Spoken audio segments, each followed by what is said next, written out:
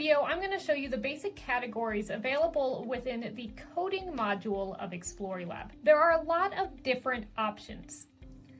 Looking at these menus on the right-hand side, you have output, which is what actually controls the output features within your Explor's device. So that's all of these outputs here that relate to sensors, motors, things like that, as well as the two on the back for servo motors. Below output, we have display, and that menu gives you the option to control everything related to the Explore screen.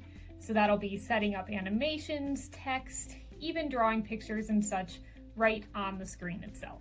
Your next menu option is speaker, which controls the in Explore speaker so that you can play songs, notes, and control the volume of such. After that, we get into some of our more traditional code or Blockly type interfaces. The first one here is input, and that is where you find anything related to what the Explor's itself is sensing. So the Explor's, of course, has a wide range of sensors that are constantly tracking and testing the environment around it.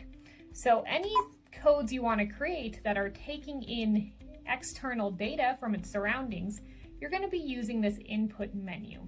The next menu down is loops. These are what tell a program that you are looking to do something multiple times or do something repeatedly. Loops are going to be in almost every single program you run with your Explor's device. The next menu down is math. On this menu, you can also input simple values as well as do math equations. So anytime you need to input a value or do some math, this is where you're going to go. Below that, we have our variables menu.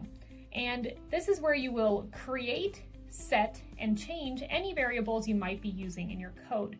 So if anything needs to change programmatically throughout running of your program, you'll set it up as a variable.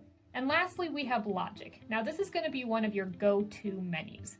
The logic menu in Blockly allows you to set up if-then statements, or as they're called in Blockly, if-do statements, because it can tell you that if something happens, do something else.